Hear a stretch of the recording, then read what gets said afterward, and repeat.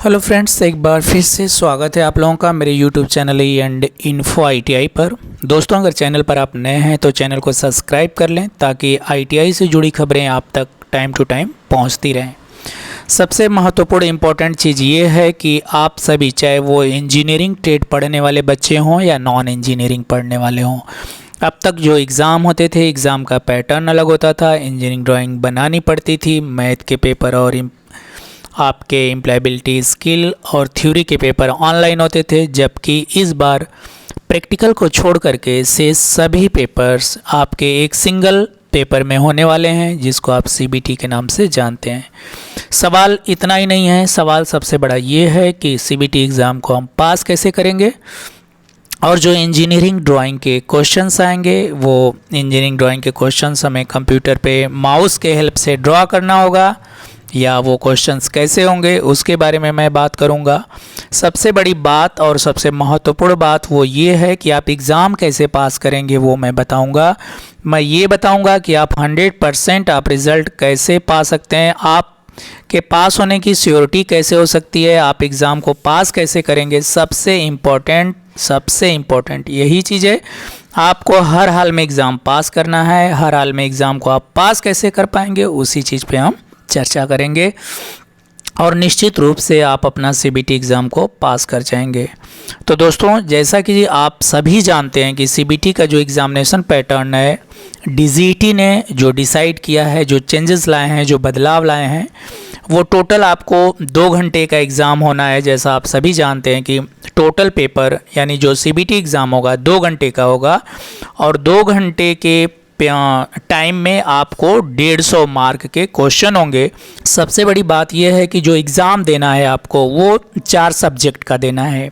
पहला सब्जेक्ट आपका trade theory है, दूसरा subject works of science and calculation है, जिसको आप WSC के नाम से जानते हैं, तीसरा सब्जेक्ट आपका इंजीनियरिंग ड्राइंग है, और चौथा आपका एम्प्लॉयबिलिटी स्किल है।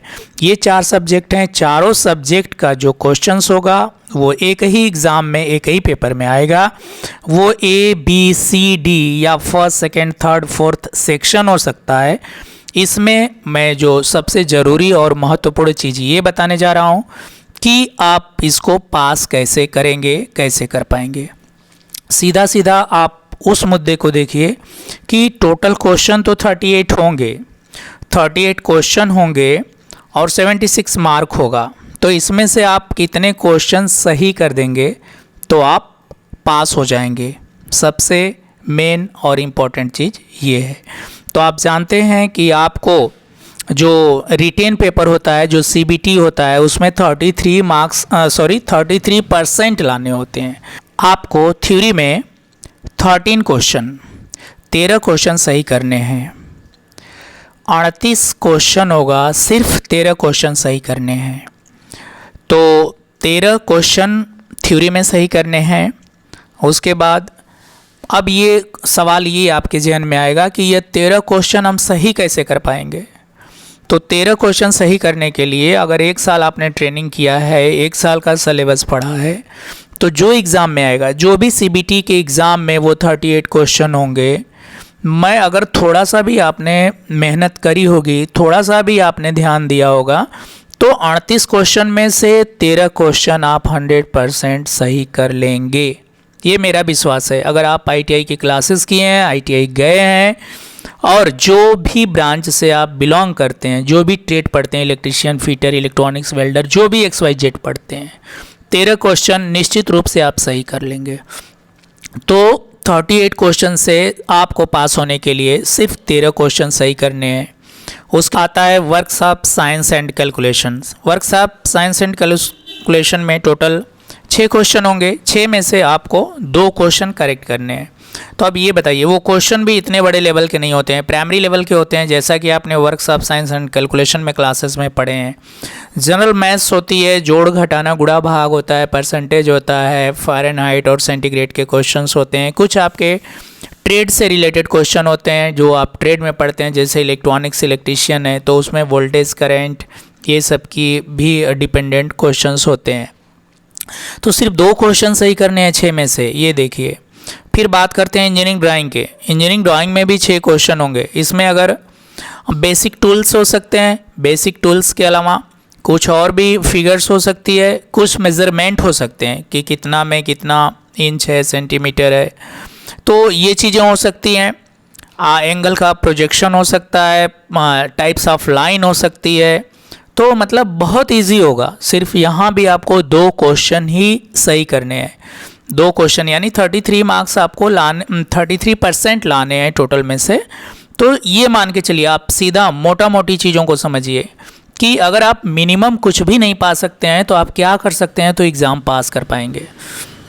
तो यहाँ भी 2 क्वेश्चन आपको सही करने हैं। उसके बाद बात करते हैं इम्प्लॉयबिलिटी स्किल की। इम्प्लॉयबिलिटी स्किल यहाँ समझ के लीजिए 50 यानी 25 क्वेश्चन है, तो आपको चाहिए कितना, 17 मार्क। 17 मार्क यानी एक क्वेश्चन 2 नंबर का है, तो 2 नंबर का है तो 17 मार्क 9 दूनी 18, 9 क्वेश्चन। अगर 25 क्वेश्चन में से 9 क्वेश्चन आप सही कर देते हैं तो आप पास हो जाएंगे। अब 25 क्वेश्चन से 9 क्वेश्चन ये कैसे आएंगे और कैसे आप सही कर पाएंगे, तो यहाँ पर क्या है, यहाँ पे जनरल इंग्लिश होती है जो बहुत इजी, बहुत आसान होती है।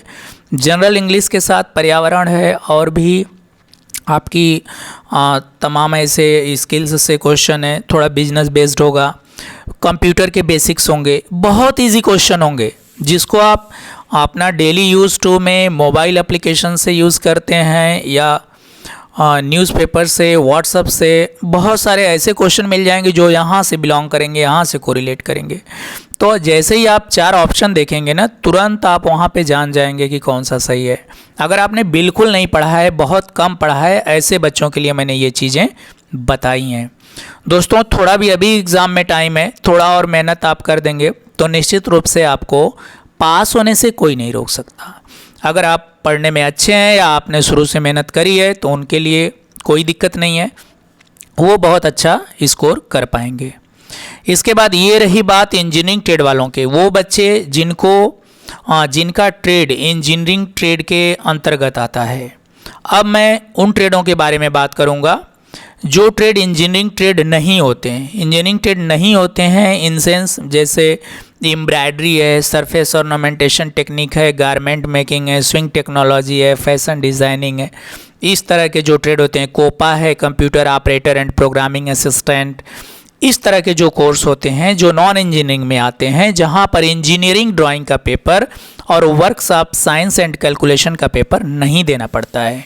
उनकी जो सीबीटी एग्ज़ाम होगी 17 क्वेश्चन सही करने हैं, तो 17 दूनी 34 यानी आपको 34 मार्क्स मिल जाएंगे।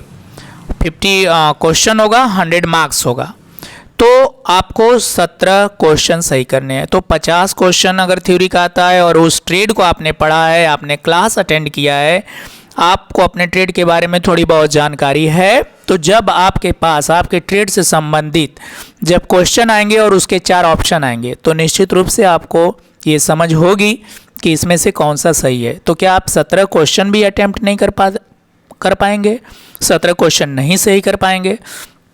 तो इसके साथ एक चीज़ और है, आपको ग्रेस भी लास्ट एग्ज़ाम में मिले थे 5 मार्क्स ग्रेस।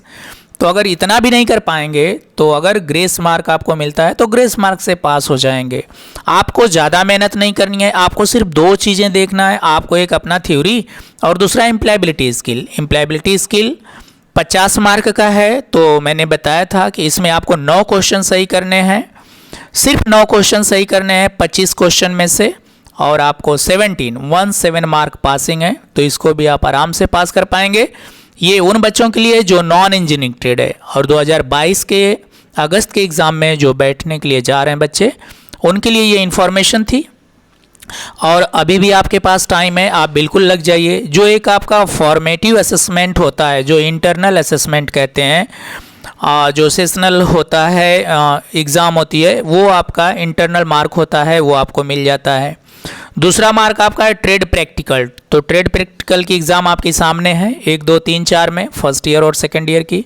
तो भी एग्ज़ाम में 60% पासिंग है, वो आपका वाइबा होगा, आप एग्ज़ाम लिखेंगे, वो भी पास कर लेंगे। लेकिन सबसे महत्वपूर्ण और इम्पॉर्टेंट जो चीज़ें हैं वो आपकी सीबीटी एग्ज़ाम होती है। सीबीटी एग्ज़ाम बहुत महत्वपूर्ण है। सीबीटी एग्ज़ाम आपको हर हाल में पास करना होता है और उसके लिए पढ़ना पड़ता है। तो मैं तो यहाँ पर वो तरीके बताए, वो पॉजिटिव आपके पास एनर्जी मैंने ये दिया कि आप पास कैसे हो सकते हैं और आपको पास होने के लिए क्या करना है और आप निश्चित रूप से कैसे पास हो पाएंगे, वो मैंने एक तरकीब बताई।